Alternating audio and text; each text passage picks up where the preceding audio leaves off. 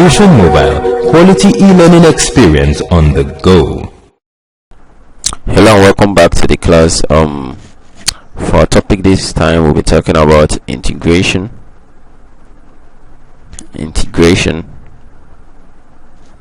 Alright.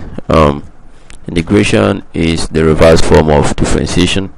When a number has been differentiated, integration can be used to change back to what the number or the function was previously. Okay, and for integration we have this as a rule or as a guide that helps us to integrate. If we are given a function x raised to power n dx, okay, then to integrate that we will have to take the following steps. Okay, and this implies that we raise x to the power n, we add 1 to the power of n and divide by the power n plus 1, alright, plus c. Alright, where c is a constant. When we differentiate a function, if it has a constant, the constant is removed, and so c is adding that constant which we do not know its value. We take for instance, example A, example number 1. Okay, if you are given a function, let me just get a function that we have practiced with previously so that we can integrate that function and see what it gives us. Alright, I know we've done that for y in our exercises. We are given previously that y is equal to 2x squared plus 5, and then when we integrated it, we had that when we differentiated the y dx gave us 4x.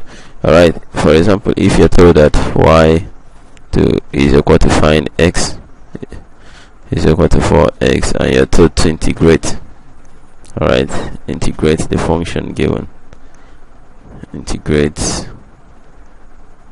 the given function.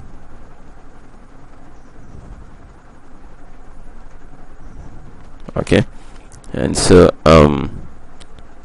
y will be equal to the integral of 4x. This bracket stands for integral with respect to x, and so all we need to do is, just like the similar guide has quoted, it says we need to raise x to the power of 1, need to add 1 to the value of x. Already 1, x is raised to power 1, and then we'll add 1, and then we divide by what we have as the power, then plus c. Alright, we have 4x, 1 plus 1 is 2, all over 2 plus c, and then 2 going into 4 will give us 2x squared plus c.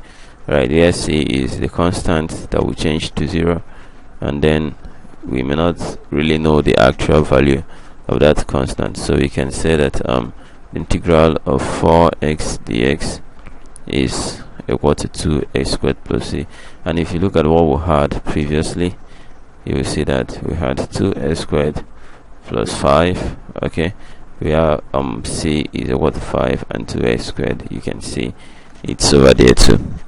Alright, so we'll go ahead and define some basic laws of integration, just like we had a table of values for differentiation too. We'll define some basic laws for integration, and so we'll make a table. We'll be making a table so that we can create distinction between these laws. So if we have a function here, f of x, okay, and then the integral of f of x dx, okay, just like we said, if x is raised to power n, if we integrate, we will have x raised to power n plus 1 all over n plus 1 plus c. Okay, and then if x is equal to 1, if integrate, it will be equal to x plus c, and if x is equal to a, if integrate, we will have ax plus c, and then if x is equal to sine x, if we integrate sin x, we have minus cos x plus c. And if it is cos x, if we integrate, we have sin x plus c. And if it is sec squared x, if we integrate, we'll have tan x plus c. And if it is exponential x, if we integrate, we have exponential x plus c. You see, all these things are the basic derivative, and you have to note that n cannot be equal to minus 1. Okay, so integration, like I said, is the reverse form of differentiation. I've always said that c here stands for constant. You know, when you carry out your differentiation, you find out that because with the value eliminated as 0, we cannot categorically state it, so we call it cos c, a constant. Alright, and so with the help of the table, we shall go into integration. We shall go into doing simple integrations, so that at a later time, maybe when you get to a higher level, you will learn how to do more complex integrations than these ones. Alright, we shall do the following examples. Example number 1, integrate the following function. Integrate the following functions.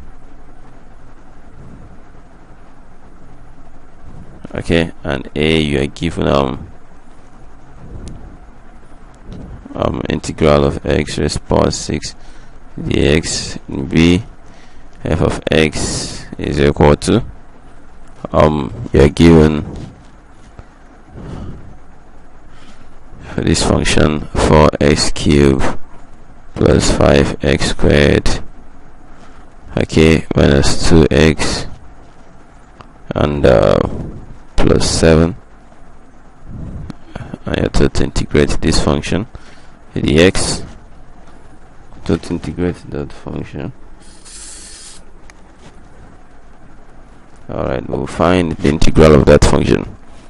We'll be using that law. Let me include this in the B part of the equation. Let me include this. Alright, determine the value.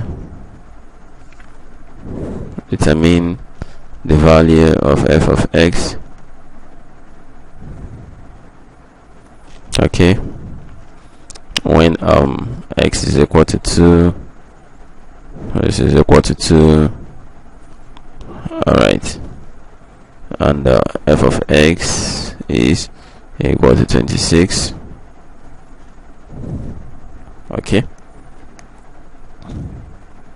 and the c is equal to 3.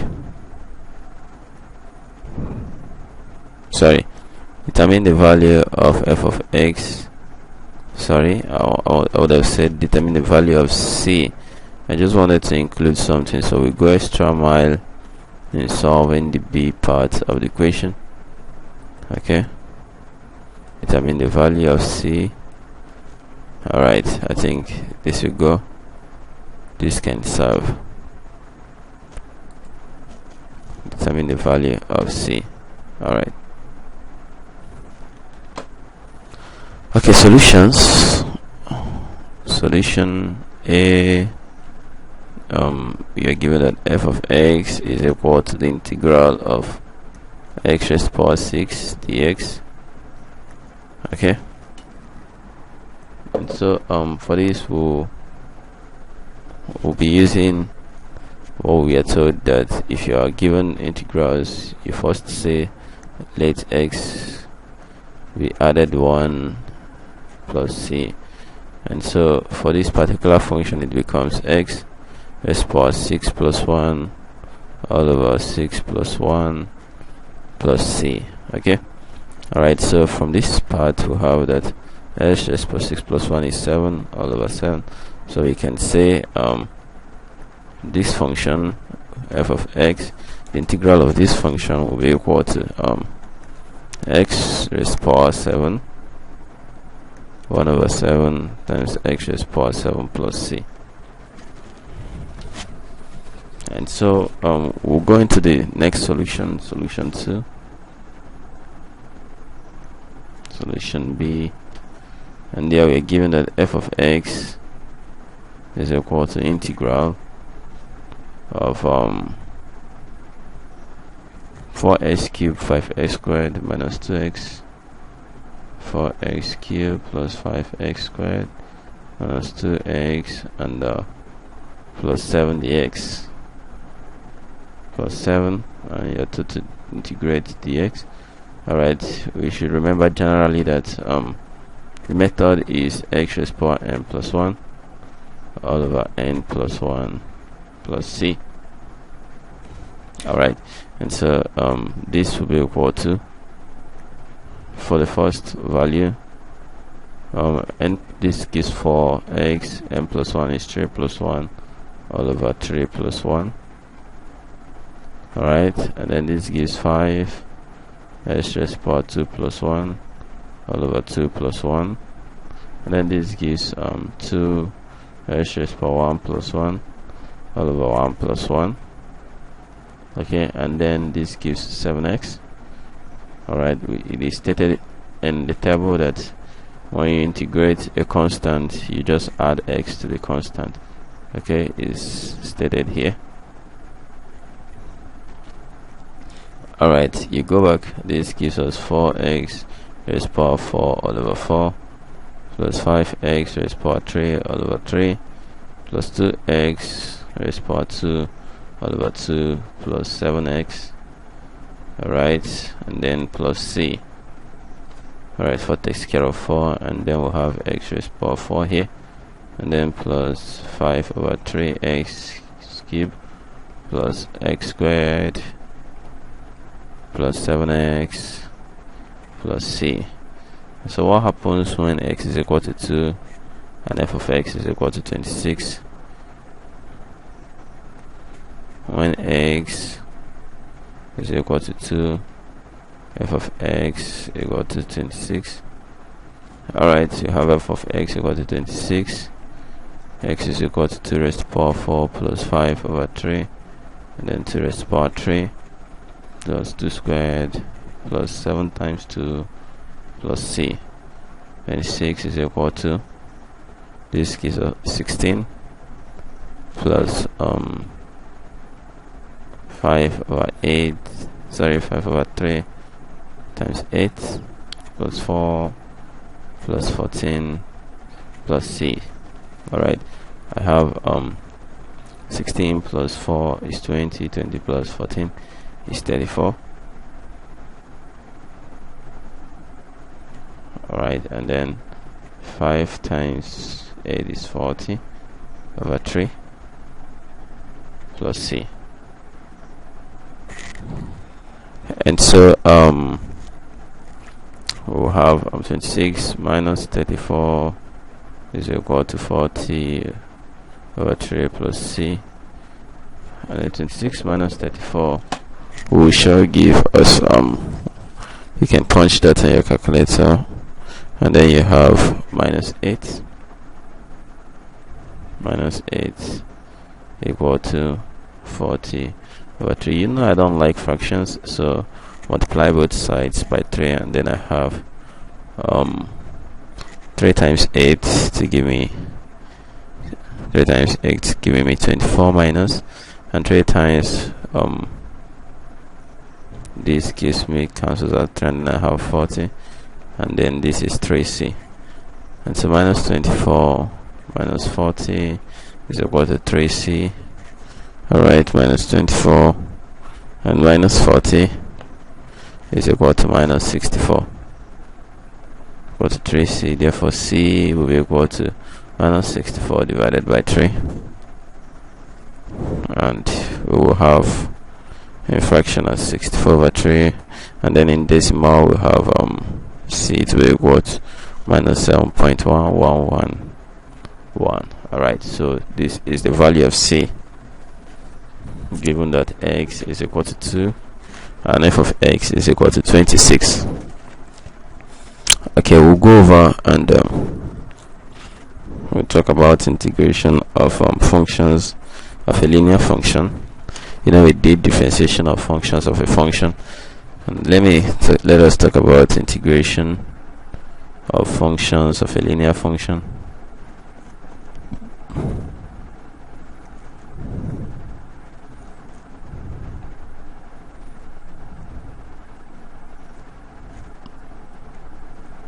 A linear function.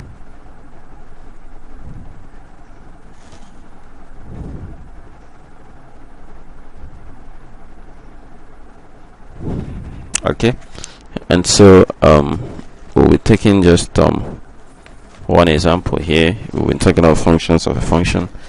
I only want to remind you, if you're given that y is equal to, you have to integrate 3x minus 2 plus 2 raised to the power 4 with respect to dx. Alright, and remember, this is a function. This is a function of a function of a function. Why is it a function of a function? Because 3x plus 2 is a linear function,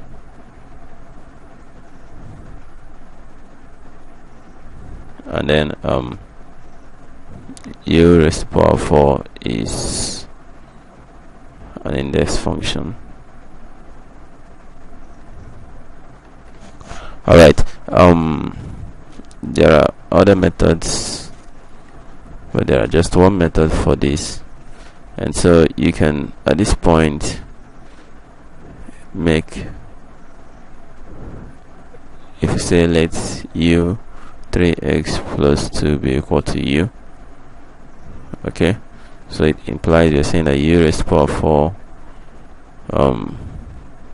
dx, but we cannot integrate u with respect to dx, and so we need to find what dx stands for. But if we say that u is equal to 3x plus 2, okay, we can differentiate u with respect to x. Okay, so we have the u dx is equal to 3 if you differentiate this function. Alright, so that du will be equal to 3 dx. Okay, so the u will be equal to 3 dx, and so from this point we can say that dx is equal to du over 3, and so we can replace dx as du over 3, so that these functions can be integratable, or these functions can be integrated, and so we have u raised to the power 4 du over 3, okay, which we can write as integral of 1 over 3 u raised to the power 4 du. This is a constant, we can get it out of the bracket, okay, and so we have u raised to the power 4 du. Okay, we just have to integrate this bracket now.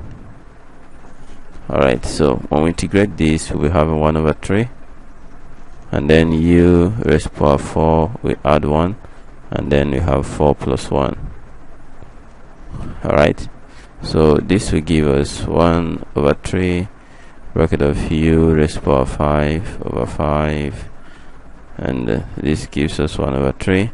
1 over 5 can come out of the bracket, and then we have u raised to the power 5, and this gives us u raised to the power 5 over 15.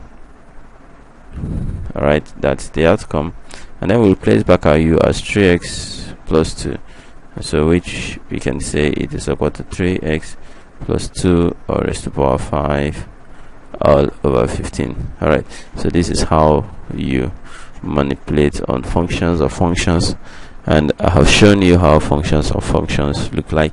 They can be in the form of exponential 5x. You treat them as functions of functions, and then so that you can be able to integrate them out.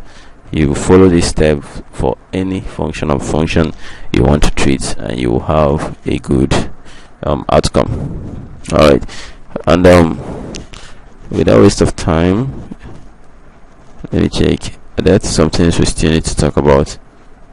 Okay, I think we've come to the end of this class. There are other forms of methods for differentiation. There are methods that involve the use of partial fractions too, and then there are other methods, but for the purpose of this class we'll be ending here, and then when you go into higher study you will be taught other methods of differentiation and integration as well. Have a great day. Bye.